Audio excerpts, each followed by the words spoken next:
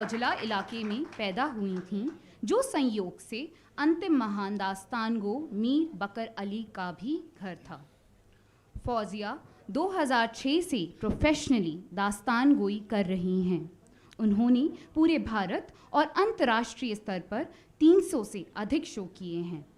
आप दैनिक जीवन से संबंधित अन्य मुद्दों सहित विशेष रूप से महिलाओं से जुड़े मुद्दों को उठाती हैं। आपने फॉरगॉटन फूड प्रोजेक्ट के तहत आर्काइव से और ओरल ट्रेडिशन से एक नया रेसिपी कलेक्शन तैयार किया है। आपने यूनिवर्सिटी ऑफ शेफील्ड के professor Siobhan Lambert Hurley, doctor Razak Khan research fellow centre for modern Indian studies, George August university Göttingen Germany के साथ काम किया है। आपने डॉक्टर रज़ाक साहब के साथ रेख्ती गोई को पुनर्जीवित करने के प्रयासों में एक महत्वपूर्ण भूमिका निभाई है। दास्तान गोई को संरक्षित करने और बढ़ावा देने के क्षेत्र में उनके योगदान के लिए फौजिया जी को अनेक पुरस्कारों से सम्मानित किया गया है, जिनमें से कुछ हैं महिला और बाल विकास मंत्रालय भारत सरकार द्वारा भारत की पहली महिला दास्तान गोई कलाकार का पुरस्कार, Tagore veteran artist award, Rex Karmaveer global fellowship, Karmaveer Chakra award इत्यादि। दिल्ली की सांस्कृतिक विरासत को संरक्षित करने में उनके एक अद्वितीय योगदान के रूप में फौजिया ने पुरानी दिल्ली की बोलियों को संरक्षित और पुनर्जीवित करने पर विशेष कार्य किया है, जो पुरानी दिल्ली के भीतर भी विलुप्त होने के कगार पर है। आपने विभिन्न कॉलेजों के साथ कई कार्यशालाओं का संचालन भी किया है। आप वर्तमान में देश के केंद्रीय विश्वविद्यालय जामिया मिलिया इस्लामिया विश्वविद्यालय में दास्तान गोई पर एक पेपर पढ़ा रही हैं। फौजिया महाभारत, राम और राधा कृष्ण की कहानियों को उर्दू में कहने में माहिर हैं, जिसका उद्देश्य हमारी गंगा जमुना तहजीब को जीवित रखना और सांप्रदायिक सद्भाव को बढ़ावा देना है। इस तरह उनकी प्रस्तुतियाँ दास्तान गोई से जुड़ी पारंपरिक उर्दू रीटेलिंग से काफ़ी आगे निकल गई हैं। हम आपका स्वागत करते हैं। आज आपके साथ मौजूद हैं श्री फिरोज़ खान। आप पिछले 5 सालों से फौजिया दास्तान गो के साथ दास्तान गोई कर रहे हैं। श्री फिरोज़ खान विभिन्न एड्स और वेब सीरीज़ में काम कर चुके हैं और पिछले 7 वर्षों से थिएटर भी कर रहे हैं। हम तहे दिल से आप दोनों का स्वागत करते हैं और आपसे आवेदन करते हैं कि आप अपनी प्रस्तुति पेश करें। धन्यवाद। ख़वातीन हज़रात आदाब, इससे पहले मैं आज की शाम का आगाज़ करूँ, मेरी दरख्वास्त है मेरे लेफ़्ट साइड पर कि आप प्लीज़ वहाँ बात ना करें, क्योंकि अगर वहाँ मेरे राइट या लेफ़्ट बात होगी तो हम काफ़ी परेशान हो जाएंगे। तो हाज़रीन, दास्तान गोई की इस महफ़िल में आपका खैर मक़दम है। दास्तान गोई नाम है उस फ़न का जिसमें दास्तानें बयान की जाती हैं। तो दास्तान यानी लंबी कहानी और गोई यानी कहना। तो दास्तान गोई की ये महफ़िलें जामा मस्जिद की सीढ़ियों पर, जो कि यहाँ से बहुत करीब है, मुनक़िद हुआ करती थी और ये कई महीने, दिन और साल चला करती थी। मुझसे लोग हमेशा पूछते हैं, क्यों भाई, क्या ये लोग सोते नहीं थे? बिल्कुल सोते थे, लेकिन वो दास्तान गोई को एक ऐसे मौके पे लाके छोड़ते थे कि आप हर थर्सडे की यानी कि इस जुमेरात को अगर आप आए हैं तो अगली जुमेरात को भी आप आएंगे, ये जानने के लिए कि भाई आगे क्या होगा। इसकी मिसाल मैं एक आपके सामने पेश कर दूं कि एक दास्तान गो कहानी सुना रहे हैं और दास्तान में सीन कुछ ऐसा है कि दुल्हन स्टेज पे बैठी हुई है और अब दास्तान गो ने बयान करनी शुरू करी दुल्हन की खूबसूरती, उसके नाक, उसके कान, उसके होंठ, उसके बाल, उसकी आंखें, उसकी कलाइयाँ। जनाब, पूरे 2 महीने गुजर गए, दास्तान गो सिर्फ दुल्हन की खूबसूरती बयान कर रहा था। तो आप ही जैसे लोगों में से आवाज़ आई एक नशिस्त में कि भाई 2 महीने हो गए, इसका घूंघट तो उठा दे। तो आप घबराइए नहीं, आज हम दास्तान को नहीं रोकेंगे। उस ज़माने के दास्तान गोइयों का ये बूता होता था कि वो फिल बदी दास्तान कहते थे, यानी कि ऑन द स्पॉट दास्तान कहते थे। हमारा वो बूता नहीं है, हमारे लिए बाकायदा स्क्रिप्ट लिखी जाती हैं, हम उसे याद करते हैं।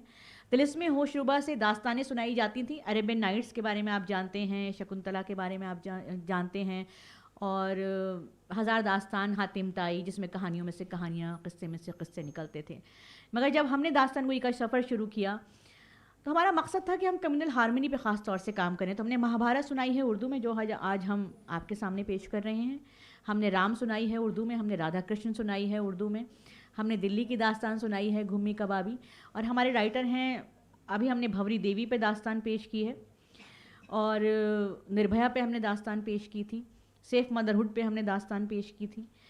हमारे राइटर हैं अशोक लाल, हमारे राइटर हैं दानिश इकबाल साहब, और बहुत सारे यंग राइटर्स, शेफाली पांडे भी हमारे साथ काम कर रहे हैं। तो ये सब ताब मैं इसलिए आप सबको बता रही हूँ कि ये सब अगर आप जैसे लोगों की मोहब्बत और का साथ नहीं होता तो ये हमारा कारवां यहाँ तक नहीं पहुँच पाता। आज इस महफ़िल में मेरे बहुत अजीज़ दोस्त भी मौजूद हैं, मैं उनका खैर मकदम करती हूँ। मैं आप सबका खैर मकदम करती हूँ। बुज़ुर्गों से आशीर्वाद चाहिए, दुआ चाहिए, कोई गलती हो जाए तो माफ़ करिएगा। दास्तान गोई की महफ़िलों में ख़ास तौर से एक बात यह है कि दास्तान सुनने और सुनाने वालों की जो भूमिका है वो बराबर की होती है। आपको अगर हमारी दास्तान में कोई चीज़ पसंद आए, आपको लुत्फ़ आए, तो आप कहेंगे। तो एक बार किसी ने कहा कि भाई कहा जाता था कि जिसकी ताली पिट गई उसकी इज़्ज़त उतर गई, लेकिन ज़माना बदल गया है। मुझे ऐसा लगता है कि आज जिसकी ताली नहीं पिटती उसकी इज़्ज़त उतर जाती है। तो हमें कोई एतराज़ नहीं है तालियों पर। तो जितनी अच्छी आप दाद देंगे उतनी अच्छी हम दास्तान सुनाएंगे। तो आप सबकी इजाज़त के साथ मैं आज की इस महफ़िल का आगाज़ करती हूँ।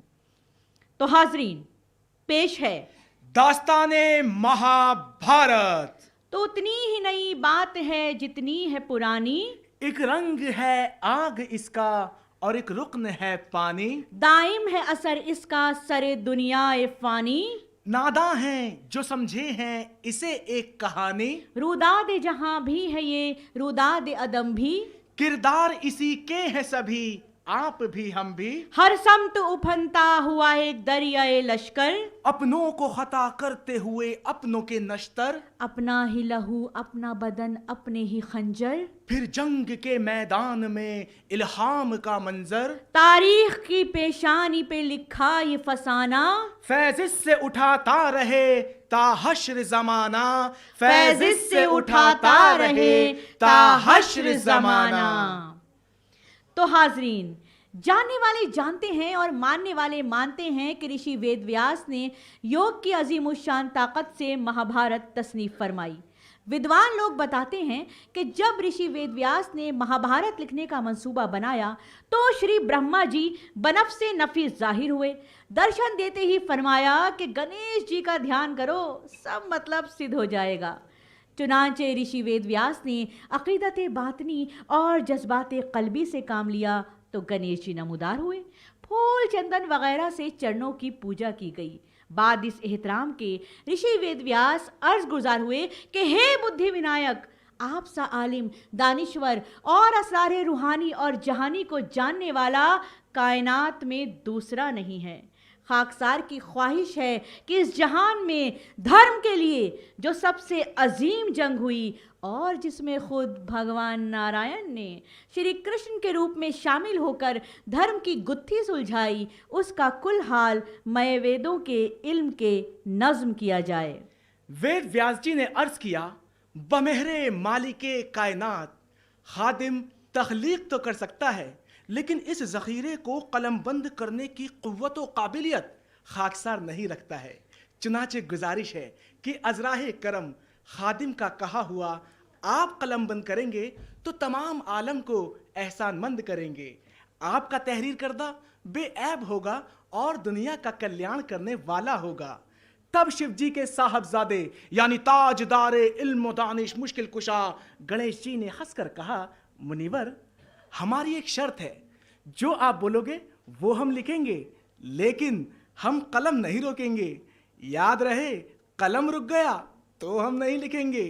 तब व्यास जी बसद इंकिसार गुजारिश गुजार हुए कि मेरी भी एक इल्तिजा कबूल फरमाएं कि आप तब तक मेरे कहे हुए किसी भी एक श्लोक को रकम नहीं करेंगे जब तक कि आप उसको हर जाविये से परख ना लेंगे और हर असरार आप समझ ना लेंगे।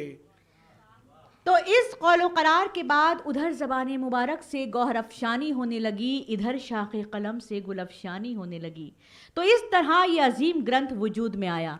ज्ञानी लोग बताते हैं कि जिस शख्स को वेद पढ़ने की ख्वाहिश हो वो पहले महाभारत पढ़े।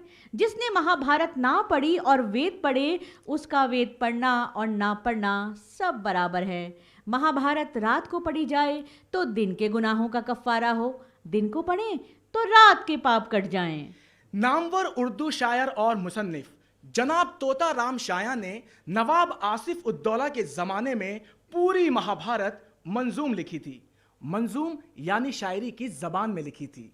फरमाते हैं, ज़बाने कलम गुलफशानी पे है, बहारे मज़ामी जवानी पे है, ये किस्सा ज़माने में मशहूर है, ये अहवाल इस तरह मज़कूर है, कलम पे मेरी शहसवारी निसार, पियादी मज़ामी बने हैं सवार, पियादी मज़ामी बने हैं सवार। एक और किस्सा कुछ यूं सुनाया जाता है कि एक बार ऋषि वेद व्यास राजा जन्मेजय से मिलने हस्तिनापुर पधारे। राजा ऋषि वेद व्यास जी को देखकर उनकी चरण वंदना करते हुए कहने लगे कि अहो भाग्य हमारे जो आपके दर्शन हुए। राजा ऋषि वेद व्यास जी को लेकर सभा भवन गए और सेवा अर्चना करने के बाद कहने लगे, हे मुनि, आप तो तीनों काल की बात जानते हैं और आप ही तो कौरवों और पांडवों को भी उपदेश देते थे। फिर ऐसा क्या हुआ कि आप दोनों पक्षों का युद्ध से विनाश नहीं रोक पाए? द्रौपदी का जब अपमान हुआ तो आपने उसे क्यों ना रोका? मेरी आपसे विनती है कि आप कुछ दिन यहाँ विश्राम कीजिए और कृपा करके ये सारी बातें भी आप मुझे बताइए। तो ये वचन राजा के सुन के ऋषि वेदव्यास कहने लगे कि राजन, कौरवों और पांडवों की बुद्धि का भाग्य गति के द्वारा नाश हो गया था। यही कारण है कि उन्होंने मेरे उपदेशों पर ध्यान नहीं दिया था। ऐसा एक बार नहीं अनेकों बार होता है जब अच्छे से अच्छा मनुष्य भी अच्छे से अच्छी बात पर ध्यान नहीं देता है और इसी कारण कभी बहुत कुछ और कभी सब कुछ खो देता है।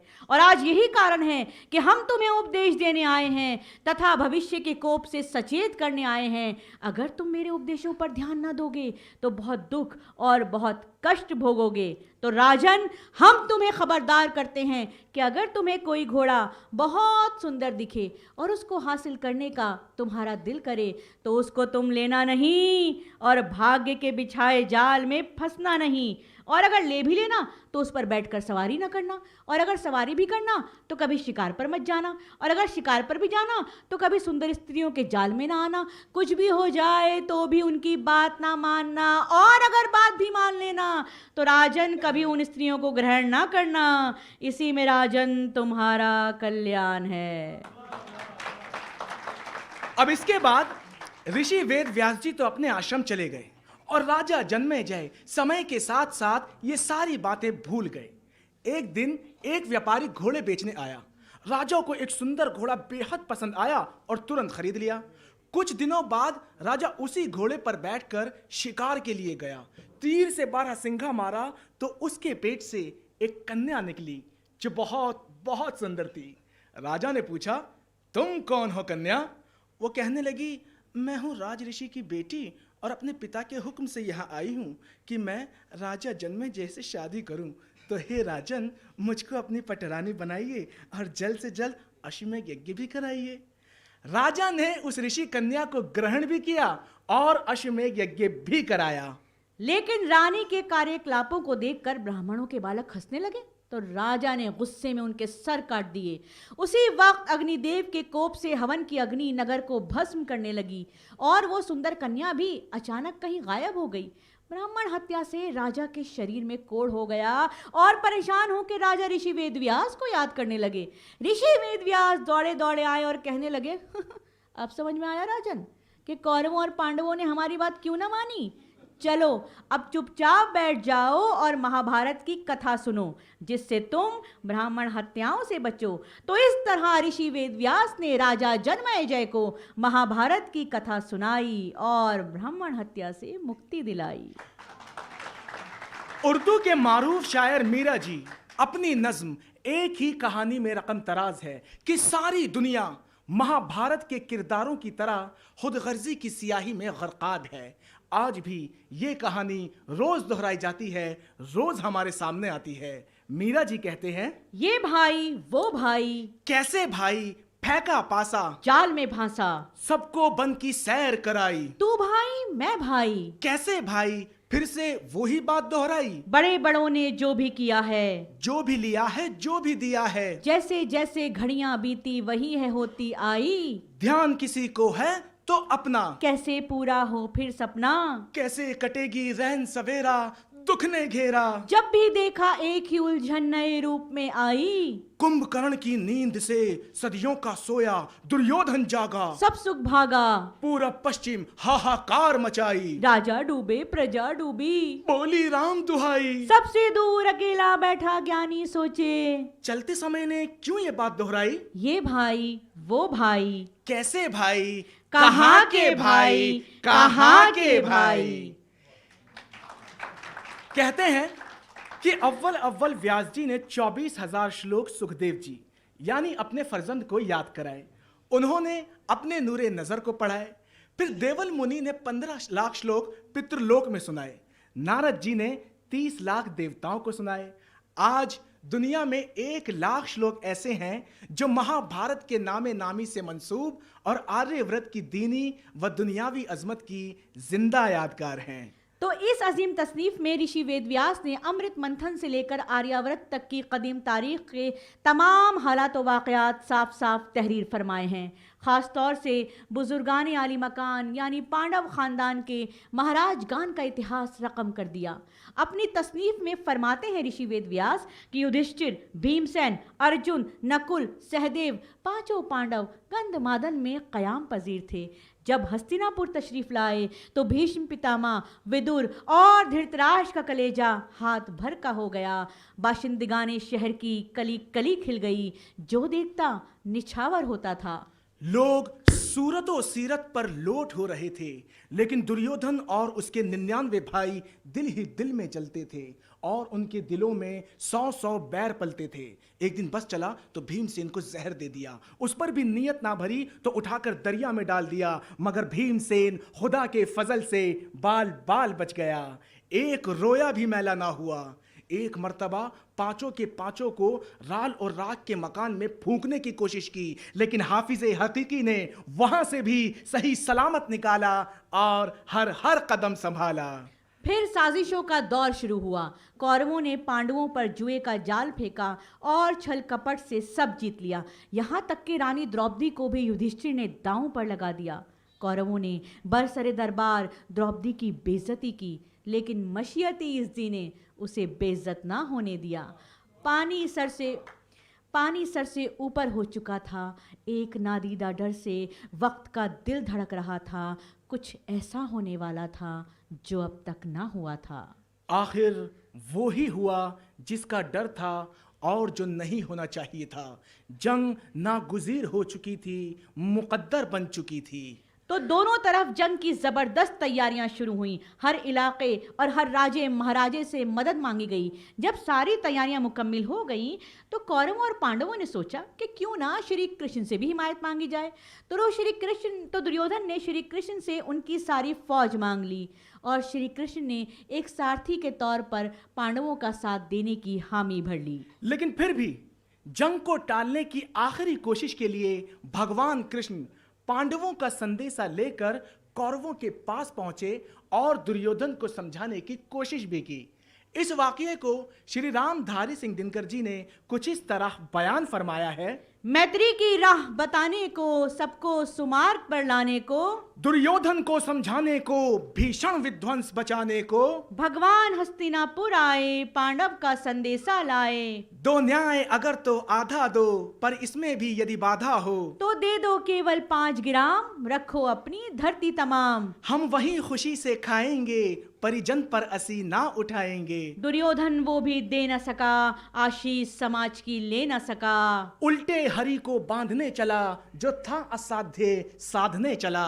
जब नाश मनुष्य पे छाता है, पहले विवेक मर जाता है। हरि ने भीषण हुंकार किया अपना स्वरूप विस्तार किया। डगमग डगमग दिग्गज डोले, भगवान कुपित होकर बोले, जंजीर बढ़ाकर साध मुझे, हा हा दुर्योधन बांध मुझे। ये देख गगन मुझ में लय है, ये देख पवन मुझ में लय है, मुझ में विलीन झंकार सकल, मुझ में लय है संसार सकल। जंजीर बढ़ाकर साधिने, हा हा दुर्योधन बांध इन्हें। ये देख जगत का आदि सृजन, ये देख महाभारत कारण। मृतकों से पटी हुई भू है, पहचान कहाँ इसमें तू है। अंबर में कुंतल जाल देख, पद के नीचे पाताल देख। मुट्ठी में तीनों काल देख, मेरा स्वरूप विकराल देख। सब जन्म मुझी से पाते हैं, फिर लौट मुझी में आते हैं। बांधने मुझे तू आया है, जंजीर बड़ी क्या लाया है। यदि मुझे बांधना चाहे मन, पहले तो बांध अनंत गगन। सोने को साध न सकता है, तू मुझे बांध कब सकता है। हित वचन नहीं तूने माना, मैत्री का मूल्य ना पहचाना। तोले मैं भी अब जाता हूँ, अंतिम संकल्प सुनाता हूँ। याचना नहीं अब रण होगा, जीवन जय या कि मरण होगा। फनशेष नाग का डोलेगा, विकराल काल मुंह खोलेगा। दुर्योधन रण ऐसा होगा, फिर कभी नहीं जैसा होगा। भाई पर भाई टूटेंगे, विष बाण बूंद से छूटेंगे। वाया श्रृगाल सुख लूटेंगे, सौभाग्य मनुज के फूटेंगे। आखिर तू भोशाई होगा, हिंसा का परदाई होगा। थी सभा सन, सब लोग डरे, चुप थे कि थे बेहोश पड़े। केवल दो नर नार अघाते थे, धृतराष्ट्र विदुर सुख पाते थे। कर जोड़ खड़े प्रमुदित निर्भय, दोनों पुकारते थे, जय जय जय जय जय जय।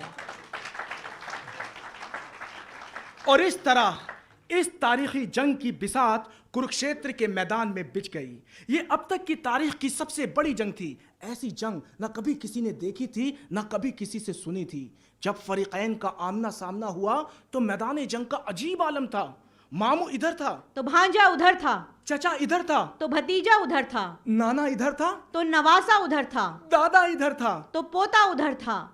तो हाजरीन, जब अर्जुन ने देखा खड़े हैं तमाम, चचे ज़ादे और जी एहतराम, कहीं बेटे पोते कहीं यार हैं, ब्रादर हैं मामू हैं गमखार हैं, खुसर है कोई कोई दिलबंद है, कि एक से लगा एक का पेवंद है, जिगर की जिगर से लड़ाई है आज, कि लड़ने को भाई से भाई है आज। हुआ दिल को अर्जुन के रंजो मलाल, कहा रहमो रिक्कत से होकर निढाल, बदन में नहीं मेरे ताबो तवा, दहन खुश्क है सूखती है जबान, लगी है मुझे कपकपी थरथरी, मेरे रोंगटे भी खड़े हैं सभी, चला हाथ से मेरे गांडीव अब, बदन जल रहा है मेरा सबका सब। यानी कि समझने की बात यह है कि अर्जुन ने जब ये मंजर देखा तो उसका दिल। मेरी दरख्वास्त है उधर से आप लोग बराबर बोल रहे हैं, तो अगर बात करनी है तो प्लीज बाहर चले जाइए। हाँ शुरू।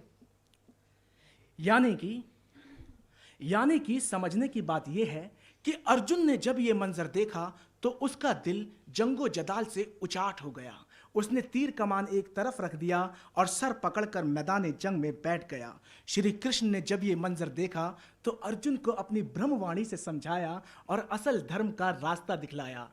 श्री कृष्ण ने ऐन मैदान जंग में अर्जुन को जो असरार और रुमूज समझाए और जो इल्म फजल के दरिया बहाए, वो सब के सब गीता के उपदेश कहलाए।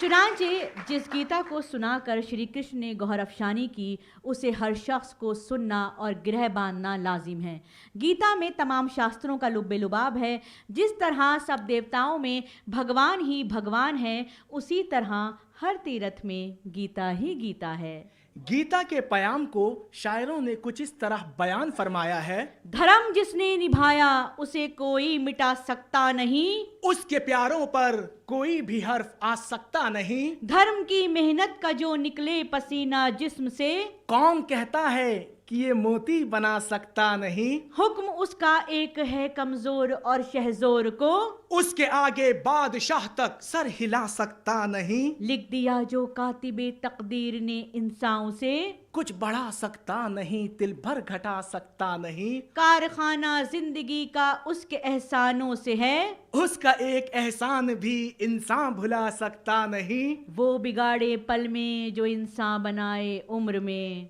जो बिगाड़े वो उसे कोई बना सकता नहीं। जो बिगाड़े वो उसे कोई बना सकता नहीं।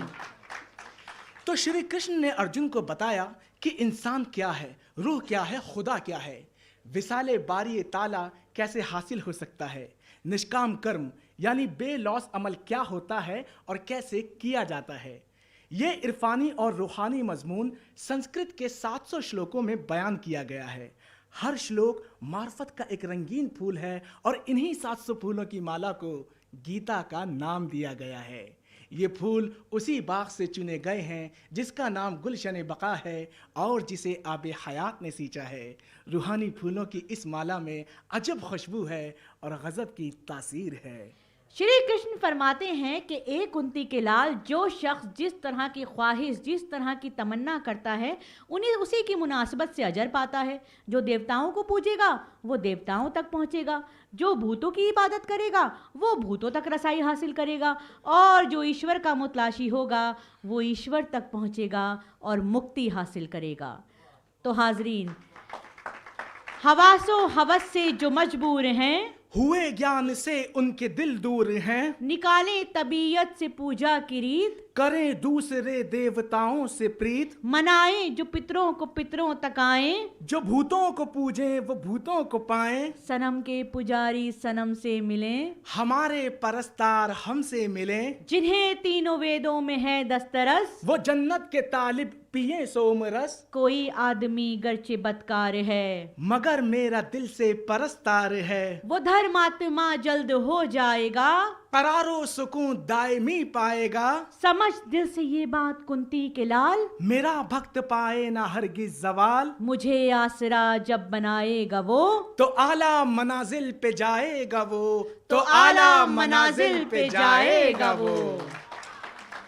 श्री कृष्ण ने रूहानी असरार और रुमूस की सारी बातें बताने के बाद अर्जुन से कहा, ये कहना तेरा खुद अहंकार है कि मुझको लड़ाई से इनकार है, ये सब अज़्म काफूर हो जाएगा, तू फितरत से मजबूर हो जाएगा, सुन अर्जुन खुदा है खुदा हर कहीं, खुदाई के दिल में खुदाई है मकी, वो सब हस्तियों को घुमाता रहे, वो माया का चक्कर चलाता रहे, बताया तुझे मैंने ए पाकबाज, ये ज्ञानों का ज्ञान और राजों का राज, ए अर्जुन तू प्यारा है महबूब है, तेरा फायदा मुझको मतलूब है, कहा फिर अर्जुन ने ए ला यजाल, हुआ दूर शक और फरेबे ख्याल, पता चल गया दिल है मजबूत अब, बजाऊंगा आपके हुक्म सब।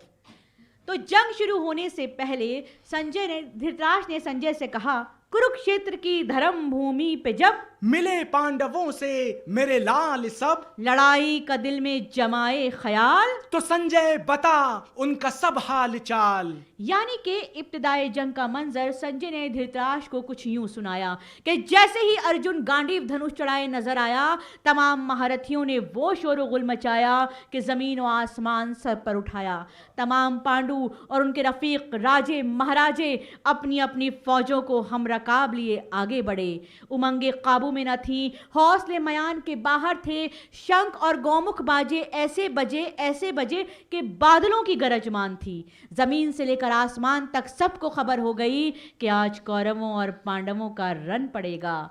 देवता, गंधर्व, किन्हर सब आसमान से जमीन की जानिब देखने लगे कि कैसा अजीमुशान समा है, जमीन पर बहादुरों और जियालों का समंदर जमा है। जैसे ही दोनों फौजी समंदर टिड्डी दल की तरह आमने सामने आए, युधिष्ठिर ने अपने हथियार फेंक दिए, रथ छोड़ दिया, जूते उतार दिए और भीष्म पितामह की जानिब दौड़ चले। सब पुकार उठे कि हाय ये क्या कर दिया, अभी तो दो दो हाथ भी ना हुए थे, अभी से हाथ जोड़ बैठे। श्री कृष्ण आलिमे गैब थे, अंतर्यामी थे, उन्होंने सबको बताया कि ये बुज़दिली नहीं है, राजा युधिष्ठिर बुजुर्गों से जंग की इजाजत लेने गए हैं, ये ही सआदत मंदी है। युधिष्ठिर ने भीष्म से कहा, मैं बुजुर्गों की इजाजत के बिना कुछ नहीं करता, आप इजाजत दें तो हथियार उठाऊं, मुकाबला आपसे है। मुझे दुआ दीजिए कि फतेह मेरी हो। भीष्म ने कहा, क्योंकि आज भी तुम्हें पासे अदब मलहूज खातिर है, चुनाचे आशीर्वाद देता हूँ, फलो फूलो मैदान मारो और ये लड़ाई जीतो। जिसको बुजुर्गों का ख्याल धर्म का अदब है, ऐसे इंसान को शिकस्त नहीं हो सकती। द्रोणाचार्य ने भी कहा, तुम्हें बुजुर्गों का अदब है, इसलिए मेरी दुआ है कि तुम फतेहयाब हो। हम लड़ेंगे ज़रूर कौरवों की तरफ से, लेकिन दुआएं करेंगे तुम्हारे लिए। और फिर जब जंग शुरू हुई तो ऐसी जंग न कभी हुई थी और न होगी। बहादुरों के नारों से कानों के पर्दे फटे जाते थे। भीमसेन ऐसा गरजा कि हाथी चिंगारना भूल गए, घोड़ों ने हिनहिनाना बंद कर दिया, बुज़दिल दहल गए, कौरवों के पैर गोंद से चिपक गए। भीमसेन गरजा तो शूरवीर झपटे। दुर्योधन ने सब भाइयों को ललकारा, सब ने मिलकर ऐसा घेरा कि कोई रास्ता न रह गया। फिर तो वो जंग हुई कि अल हफीजो अल अमा, दुश्मनों ने ऐसी फुर्ती से तीर चलाए कि बिजली भी क्या कौंदेगी। सुभद्रा के बेटे अर्जुन के फर्जंद ने चचा को घिरा देखा। चचा को घिरा देखकर एक तरफ से पाला संभाला। द्रोणाचार्य ने देखा तो तीरों की बौछार शुरू कर दी। ऐसे ऐसे तीर बरसाए कि आसमान पर सितारों की सी रोशनी छा गई। दुर्योधन भी जान पर खेल रहा था, एक सफ से दूसरी में बिजली की तरह कौंद रहा था। जंग चलती रही, खून की नदियां बहती रही, बढ़ती गई। खून के फव्वारे सावन भादों की झड़ी का समा दिखाते थे। कभी भीष्म पितामह तीर बरसाते आगे बढ़ते तो कभी अर्जुन की कमान से आग बरसती। अर्जुन की बहादुरी देखकर भीष्म ने शाबाश कहा। हर लड़ने वाला शराबे शुजात से बदमस्त था, चेहरों पर जलाल और आंखों में जोशे गजब था। रथों ने रथों से, फीलबानों ने फीलबानों से टक्कर ली। रथबान औंधे मुंह गिरे, घोड़ों के दम उखड़ गए। हाथियों पर हाथी गिरे तो टक्करों से जलजले का समा था। मस्त हाथियों ने घोड़ों की हड्डियां पीस डाली, घोड़ों ने प्यादों को रौंद डाला। प्यादे तलवारें सौंध कर घुड़सवारों पर जा पड़े थे। बहादुरों ने चकनाचूर रथ उठाकर जो फेंके तो घोड़ों की जान गई। फीलबानों ने हजारों को कुचल डाला। तीरों ने किसी का सर उड़ा दिया तो किसी के बाजू। कुश्तों के पुश्ते बंध गए, जख्मियों का बिछौना बिछ गया। लाश पर लाश गिरती थी, तलवार से तलवार कट गई। बकौल पंडित दत्तात्रेय कैफी, दमे जंग थी तेख की वो रवानी, जिगर जिससे थे शेरों के पानी पानी। वो बरक़े फना थी पे जिंदगानी, अमा जिससे दुश्वार थी बच के पानी। शुजाअत के जौहर जो पहचानते थे, वो लोहा उसी तेग का मानते थे। वो जब मयान से निकली भरकर तरारे, तो धुंधला गए बर्क के भी शरारे। नजर आए चश्मे अदू में सितारे, बस एक बार में सैकड़ों सर उतारे। चढ़ा बाढ़ पर जो अदम को सिधारा, जो मुंह पर चढ़ा बस उसे घाट उतारा। वो शामत सी सर पर गनीमों के आई, न फुर्सत जिन्होंने संभलने की पाई। गनीम उनके नामों से थे खौफ खाते, अदू हौल से उनके थे कप कपाते। न पहले कभी दांव अपना चलाया, सिपर के न घूंघट में मुंह को छुपाया। सदावार दुश्मन का सीने पे खाया, न गिरते हुए पर कभी हाथ उठाया। न गिरते हुए पर कभी हाथ उठाया। और फिर अगले दिन जैसे ही जंग का बिगुल बजा तो आज तो भीष्म पितामह अलग ही रंग में थे। वो जिधर से भी गुजरते थे कुश्तों के पुश्ते लगा देते थे। जिस सफ पे गिरी सैफ सवाई नजर आई, तुलकर जो पड़ी सैफ सवाई नजर आई। तरकीब अनासिर में जुदाई नजर आई, न शाना न बाजू न कलाई नजर आई। बाजू पे जो तड़पी न किसी दोष पे सर था, पहलू पे जो चमकी न दिल था न जिगर था। और फिर भीष्म पितामह ने तीर कमान उठाया और ऐसा हमला किया कि तीरों की बारिश से आसमान पर अंधेरा छा गया। बड़े बड़े सुरमाओं का दिल दहल गया और अर्जुन जैसे जरी जाले तक का हाथ शल हो गया। अब इससे पहले कि अर्जुन का काम तमाम हो जाता, श्री कृष्ण ने उसको बचाना जरूरी समझा। अर्जुन की बुरी हालत देखकर श्री कृष्ण दौड़ पड़े। उन्हें अपनी तरफ आता देख भीष्म पितामह यूं गोया हुए कि आइए तशरीफ लाइए, हमारी ऐन खुशकिस्मती की मौत आपके हाथों से मिले। ये कहकर उन्होंने सर अदब से झुका दिया। लेकिन भगवान कृष्ण ने कोई हमला नहीं किया, बस अर्जुन को बचा लिया। और फिर भीष्म पितामह तीरों तीरों की बारिश से बाणशैया पर पहुंच गए। उसके बाद द्रोणाचार्य ने जंग की कमान संभाली और चक्रव्यूह की रचना की। फिर कौरव सरदारों ने मकरो फरेब से अकेले अभिमन्यु को घेर कर बेगैरती की सारी हदें पार करते हुए उसे बेदर्दी से कत्ल कर डाला। लेकिन अभिमन्यु ने मरते मरते 10,000 महारथी चक्रव्यूह में मारे और तब जान दी। अर्जुन को जब ये बात पता चली तो उसने उसी वक्त जयद्रथ को यानी कि अभिमन्यु के कातिल को कत्ल करने की कसम खाई। कौरवों ने उसे बचाने के लिए आखिरी दम लगा दिया, लेकिन अर्जुन ने उसे कैफरे किरदार तक पहुंचा कर ही दम लिया।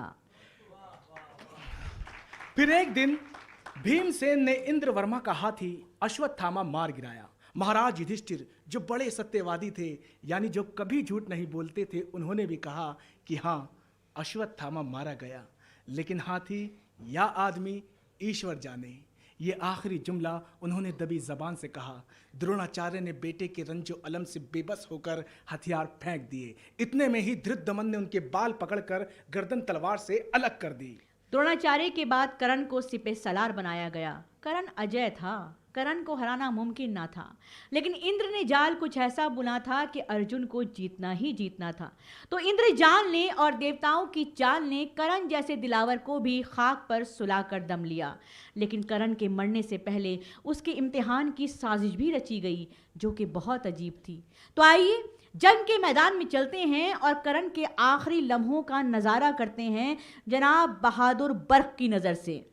तो अर्जुन के जो बाणों से छिदा कल्ब जिगर है, करकाब लहू में है बदन खाक बसर है। अर्जुन के इस शिकार का दम टूट रहा है, हर जख्म से फव्वारा खून छूट रहा है। हालत थी उधर नजा की दिले खस्ता पे तारी, गिनती के थे कुछ सांस तने जार पे भारी। इतने ही में नाजिल हुए दो प्रेम भिखारी। अर्जुन था उस एक भेष में एक कृष्ण मुरारी। अर्जुन था उस एक भेष में एक कृष्ण मुरारी। दोनों ने रमाई थी भभूत अपने बदन में, ये देखना था कितनी सखाफत है करण में। दी बढ़ के फकीरों ने सदा है कोई दानी, जो दर्द रसीदों की सुने राम कहानी। 2 रोज से भूखे हैं ना दाना है ना पानी, अब दम पे बनी जाती है बेकल है ये प्राणी। अंधेर है इस नगरी में दाता नहीं मिलता, देहात उठाकर कोई ऐसा नहीं मिलता। देहात उठाकर कोई ऐसा नहीं मिलता। ए वीर करण तेरी सखावत का है शोहरा, जुर्रत का धनी तू है शुजात का है शोहरा। भंडार है भरपूर अमारत का है शोहरा, तू मर्द सखी है तेरी हिम्मत का है शोहरा। सुनते हैं कि मायूस सवाली नहीं जाता, जो सामने आए तेरे खाली नहीं जाता। जो सामने आए तेरे खाली नहीं जाता। अफसोस के तू रण में सरे खाक पड़ा है, जख्मों से बदन चूर है क्या वक्त कड़ा है। अब और कहाँ जाएं हमें तो शोक बड़ा है, क्या जाने नसीब अपना कहाँ आज लड़ा है। निराश है दर और दिखाई नहीं देता, भिक्षा का कोई तौर दिखाई नहीं देता।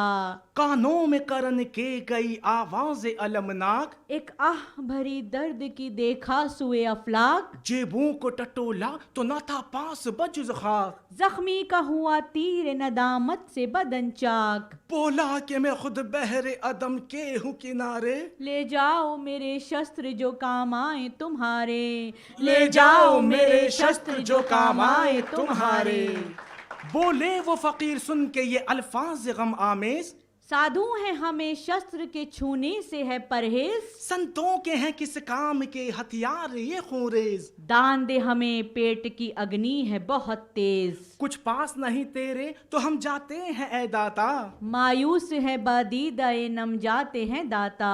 इस बात के सुनने की थी कब ताब करन को, दिल थाम के बोला कहाँ जाते हो तो ठहरो। वो सामने पत्थर जो पड़ा है वो उठा दो, खाली तुम्हें जाने नहीं दूंगा जरा दम लो। सोने की मेरे दांत में एक कील जड़ी है, ले जाओ वही तुम के मुसीबत की घड़ी है। ले जाओ वही तुम के मुसीबत की घड़ी है। सुनकर ये वचन बोले वो दरवेश बिगड़ कर, हम संगदिल हैं ऐसे, उठा दें तुझे पत्थर। तुड़वाएं तेरा दांत भी, ये पाप ले सर पर। इस दान से निर्दान ही रहना हमें बेहतर। देता है तो खुद तोड़ के दे हाथ से हमको। कर तू ही दराज अपने जरा दस्त करम को।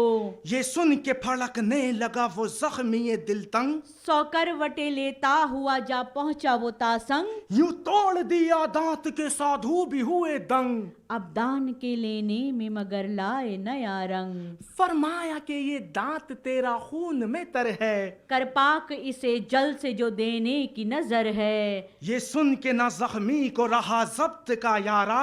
हिम्मत ने दिया नज़ा के आलम में सहारा। दांतों से कमा खींच के एक बाण जो मारा। धरती से निकल आई वहीं गंग की धारा। धरती से निकल आई वहीं गंग की धारा।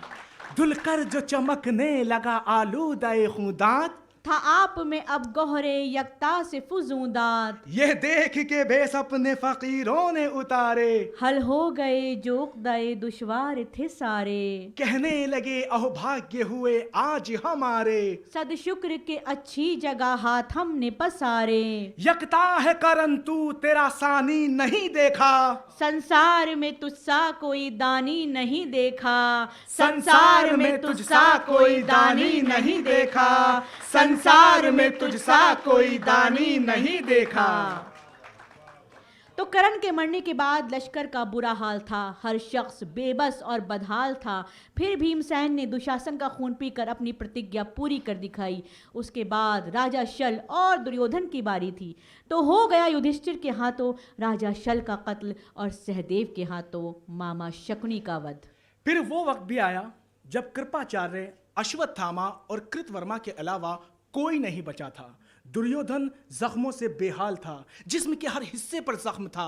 वही दुर्योधन जिसके सामने बड़े बड़े राजाओं का सर झुकता था, अब कमजोर और बेबस था कि फरमा गए हैं पंडित कृष्ण चंद्र जेबा। एक हालत पर कभी दुनिया में कुछ रहता नहीं।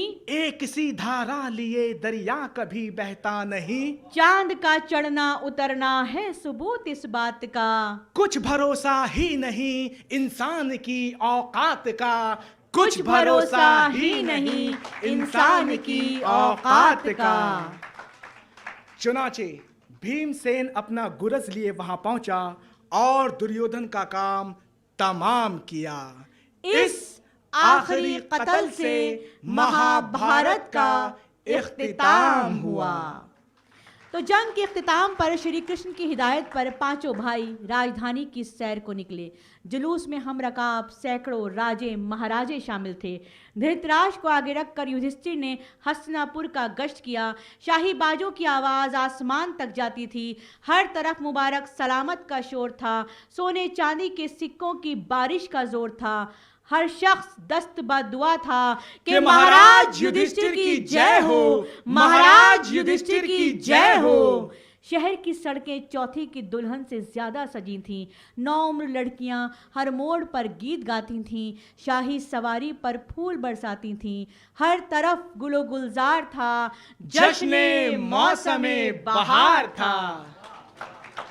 गली गली सुंदर सजीली कन्याओं के गोल इस्तकबालिया तराने गाते थे और इन तरानों को सुनकर आवाम के दिल झूम झूम जाते थे। उर्दू के शायर नज़ीर बनारसी ने इस्तकबालिया तराने गाती कन्याओं को जो अल्फाज दिए हैं वो आप भी समाअत फरमाएं। तो कन्याओं का एक गोल गाता था, घर की किस्मत सजी घर में आए सजन, ऐसे महके बदन जैसे चंदन का बन। आज धरती पे है स्वर्ग का बांकपन, अब सराय क्यों न गाएं मंगला चरण। उनके कदमों से फूल और फुलवारियां, आगमन उनका मधुमास का आगमन। आगमन उनका मधुमास का आगमन। ऋषियों मुनियों को दान देकर राजा युधिष्ठिर राजमहल में दाखिल हुए। चारों भाइयों ने राज तिलक का सामान किया। नकुल और सहदेव हाथी दांत के सिंहासन पर और अर्जुन और भीम हीरे जवाहरात के सिंहासन पर धृतराष्ट्र के दाएं बाएं बैठे। चारों भाइयों ने तिलक लगाया। श्री कृष्ण ने पंचजन बजाकर राज तिलक कराया। फिर नाच हुआ, रास रंग हुआ।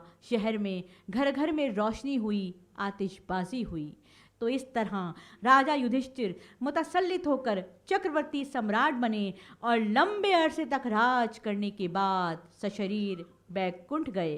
तो हाजरीन, सोजिशे दिल की खूने गरम की थी, धर्म से जंग ये अधर्म की थी, भाग्य की बात कब थी करम की थी, बात इतनी सी थी पर मर्म की थी, 5 पांडव थे और 100 कौरव, सच वही था जहां पे थे माधव, जब हकीकत मजाज हो जाए, जुल्म की शब दराज हो जाए, ये जमी बेनियाज हो जाए, और कातिल फराज हो जाए, शम्स का रूप धारता है कोई, खल्क को फिर संवारता है कोई, खल्क को फिर संवारता है कोई, खल्क को फिर संवारता है कोई, खल्क को फिर संवारता है कोई।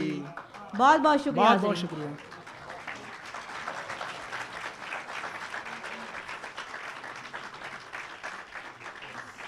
नवाजिश। मैं हमारे कलाकारों को इस अद्भुत प्रस्तुति के लिए मुबारकबाद और धन्यवाद देती हूँ। इस मधुर शाम को विराम देने से पूर्व मैं Shri KG. Raghavan, chairman Bharatiya Vidya Bhavan Bengaluru, and Shri Ashok Pradhan, director Bharatiya Vidya Bhavan Delhi केंद्र से आवेदन करती हूँ कि वे दोनों कलाकारों का फूलों से अभिनंदन करें।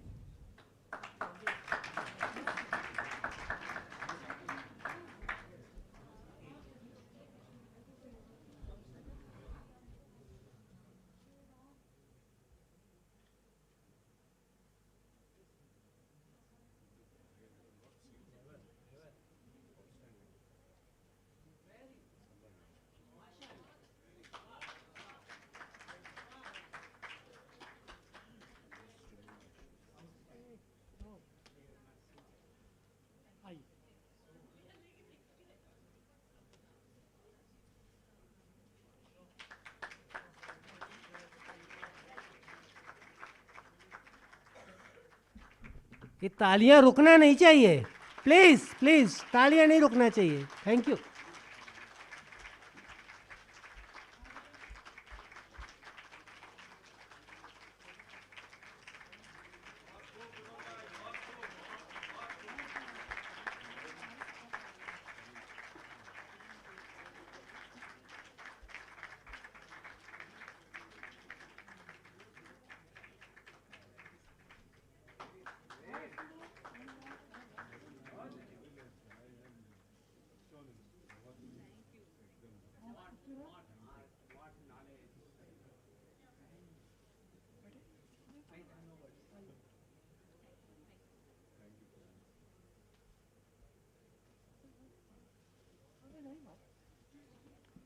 इस शाम को यादगार बनाने के लिए आप सभी का धन्यवाद।